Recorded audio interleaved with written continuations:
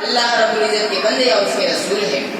سامعین محترم، امت پر 50 نمازیں فرض ہوتی ہے۔ کتنی؟ 50 نمازیں۔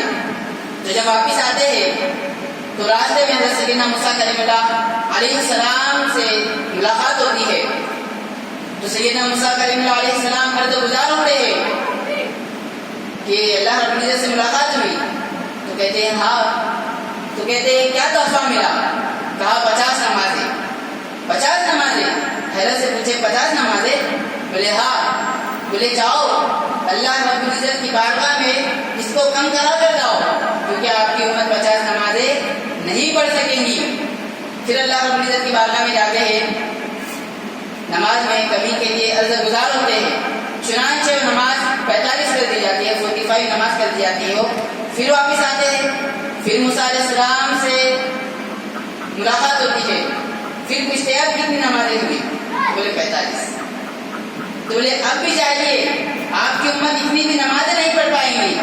پھر اللہ رب العزت کی بارگاہ میں جاتے ہیں۔ یہ سلسلہ کئی بار چلتا رہتا ہے۔ چنانچہ 50 نمازیں 5 نمازیں کر دی جاتی ہے۔ پھر جب 5 نمازیں لے کر حضرت حضور آقا کریم علیہ السلام پھر تشریف لاتے ہیں، پھر موسیٰ علیہ السلام سے ملاقات ہوتی ہے۔ اب کتنی نمازیں ہوئی؟ بولے اب 5 وقت کی نمازیں۔ بولے جائیے اب بھی کمی کر کے لائیے۔ تو حضور آقا کریم علیہ السلام ارشاد فرماتے ہیں کہ اب مجھے اپنے رب کی بارگاہ میں جانے شرم آتی ہے۔ اب مجھے اپنے رب کی بارگاہ میں جانے شرم آتی ہے کہ میری امت 5 وقت کی نمازیں بھی نہیں پڑھ پائیں گی۔ تو سامعین محترم، یہاں ہمیں غور کرنے کا مقام ہے کہ اللہ رب العزت نے حضور آقا کریم علیہ السلام کو ارشاد فرمایا کہ اے محبوب، تمہاری امت میں جو شخص 5 وقت کی نماز ادا کرے گا میں اسے 50 وقت کی نمازوں کا ثواب ادا کر دوں گا۔ سامعین محترم، ہم برابر سے 5 وقت کی نمازیں بھی ادا نہیں کرتے۔ جس طرح موسیٰ علیہ السلام نے کہا تھا کہ آپ کی امت 5 وقت کی نمازیں بھی ادا نہیں کر پائیں گی، وہی ہو رہا ہے۔ ہم 5 وقت کی نمازیں بھی ادا نہیں کر پاتے، اور کرتے ہیں تو خشوع و خضوع نہیں ہوتا ہے ہماری نمازوں میں۔ ہمارے اسلاف میں اس طرح ان کی نمازوں میں خشوع و خضوع ہوتا تھا کہ حضرت سیدنا علی کرم اللہ وجہہ الکریم رضی اللہ تعالیٰ عنہ کی پنڈلی میں ایک تیر گھس گیا۔ اب اس تیر کو نماز کی حالت میں آپ جب نہیں رہتے تو اس تیر کو ہاتھ لگایا جاتا تو آپ تڑپ اٹھے اس تیر کی تکلیف سے۔ صحابہ اکرام نے عرض کیا کہ مشورہ کیا کہ اب تیر کس طرح نکالا جائے۔ حضرت سیدنا علی کرم اللہ وجہہ الکریم رضی اللہ تعالیٰ عنہ کی پنڈلی میں تیر گھس گیا۔ تو صحابہ نے مشورہ کیا کہ اب تیر کس طرح نکالا جائے۔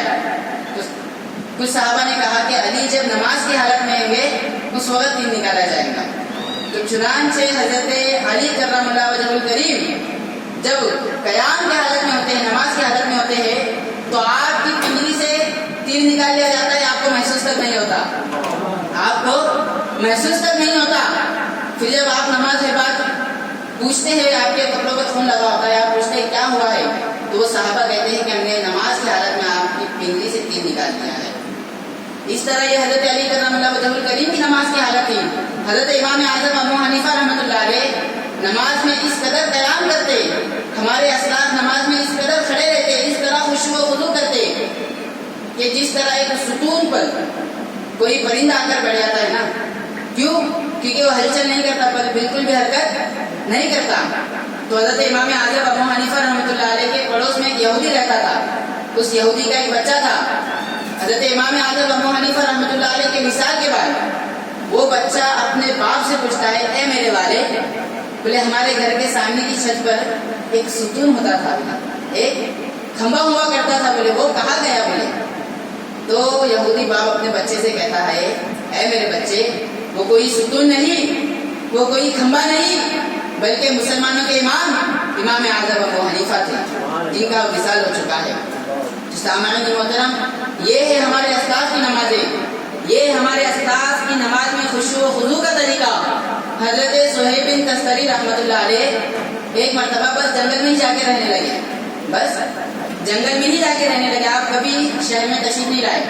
تو آپ سے کسی نے وجہ پوچھی، بولے آپ جنگل میں رہتے ہیں اکیلے تو بور محسوس نہیں ہوتا آپ کو؟ کبھی بور ہوتے نہیں آپ؟ تو کہا بولے کس طرح؟ تو بولے آپ کسی سے بات نہیں کرتے ہیں، آپ کے پاس کوئی بات کرنے کے لیے نہیں ہوتا ہے، آپ کس سے بات کرتے ہیں؟ کوئی آپ سے بات کرتا ہے؟ تو بولے ہاں. تو بولے کس طرح؟ تو بولے مجھے جب بھی بات کرنا ہوتی ہے میں نماز کے لیے کھڑے ہو جاتا ہوں، میں نماز میں اپنے رب سے کلام کرتا ہوں، اور بولے جب میرا رب مجھ سے کلام کرنا چاہتا ہے تو میں قرآن مجید پڑھ کے بیٹھ جاتا ہوں. تو سامعین محترم، یہ ہے ہماری اسلاف کی نمازیں کہ ان کا رہنا سہنا ہر چیز قرآن ہی کے بتلائے ہوئے راستوں پر عمل پیرا ہوتے ہیں، ہر چیز قرآن ہی کے بتلائے ہوئے راستوں پر وہ عمل کرتے ہیں، عمل پیرا ہوتے ہیں. سامعین محترم، قیام نماز ایک ایسی عبادت ہے کہ قرآن مجید میں ارشاد ہوا یا ایھا الذین آمنوا استعینوا بالصبر والصلاۃ، کہ ایمان والو نماز اور صبر کے ذریعے مجھ سے مدد چاہا کرو. یقیناً اللہ صبر کرنے والوں کے ساتھ ہے. جب اللہ رب العزت نے ارشاد فرما دیا یقیناً اللہ صبر کرنے والوں کے ساتھ ہے تو وہ ہے، بے شک ہے. سامعین محترم، ایک اللہ کے ولی تھے، ایک اللہ کے ولی گزرے، تو ان کے پاس ان کے گھر میں کچھ کھانے پینے کو نہ تھا، بھوک سے نڈال، ان کے تمام بچے بھوک سے نڈال. ان کی نیک بخت بیوی جو کہ کبھی اس تک نہیں گئی، آپ روزانہ جاتے بازار میں مزدوری کے لیے لیکن آپ کو کوئی پیشہ نہیں ملتا.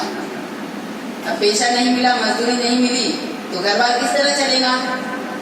تو وہ نیک بخت بیوی ایک دن آپ سے کہہ دیتی ہے، جب آپ صبح کے لیے نکلتے ہیں مزدوری کے لیے، تو وہ کہتی ہے کہ اگر آج آپ نے کچھ پیسے لے کر نہیں آئے، کچھ سامان لے کر نہیں آئے تو میں اپنے بچوں کو لے کے اپنے مائکے چلے جاؤں گی. سامعین محترم، وہ اللہ کے ولی جاتے ہیں بازار میں مزدوری کے لیے، لیکن انہیں مزدوری شام تک مزدوری نہیں ملتی اور نڈھال ہو جاتے ہیں. اب بولے دنیا والوں کے سامنے ہاتھ پھیلایا لیکن کسی نے مدد نہیں کیا.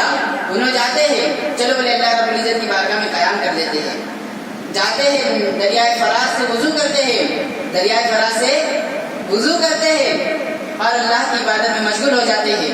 جب عبادت میں مشغول ہونے ختم ہو جاتی ہے آپ کی عبادت، تو آپ رومال میں کچھ مٹی بھر لیتے ہیں کہ کہیں بیوی دور سے اگر خالی ہاتھ دیکھ لے تو دور سے ہی چلا نہ اٹھے، آس پاس کے پڑوسی نہ سن لے. اس لیے آپ اطمینان کے لیے وہ رومال کے اندر کچھ مٹی بھر لیتے ہیں. پھر گھر پہ جاتے ہیں تو دروازے پہ بیوی بھی نہیں.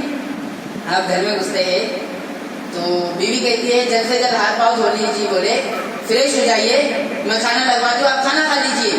بولے بچے کہاں گئے؟ بولے بچے کھانا کھا کر چلے گئے. ابھی انہوں حیرت میں ہو جاتے ہیں، اب ماجرا کیا ہے، آخر پیسے کہاں سے آئے؟ تو ان کی بیوی کہتی ہے پتہ نہیں آج کون سے کریم کی مزدوری کر کے آئے ہیں کہ اتنا گھر میں اناج ہے کہ ختم ہونے کی بات ہی نہیں ہے، ختم ہی نہیں ہو رہا ہے. کس کریم کی مزدوری کر کے آئے ہیں آپ؟ تو سامعین محترم، انہوں سمجھ جاتے ہیں یقیناً اللہ صبر کرنے والوں کے ساتھ ہے. سامعین محترم، انہوں کھانا کھاتے ہیں، وہ جو رومال میں مٹی بھر کر لاتے ہیں انہوں، تو بیوی مٹی کی طرف جاتی ہے، کہتی ہے پہلے اتنا سب کچھ تھا، پہلے اتنا سادہ سامان تھا، اب اور لانے کی کیا ضرورت؟ اس رومال کے اندر کیا تھی؟ مٹی. جب انہوں رومال کھولتے ہیں تو مٹی بھی سونا بن جاتی ہے. تو یہ کس طرح ہوا؟ یہ اللہ کی بارگاہ میں جھکنے سے ہوا، یہ نماز کے ذریعے سے ہوا. سامعین محترم، کچھ کل قیامت کے روز کچھ فرشتے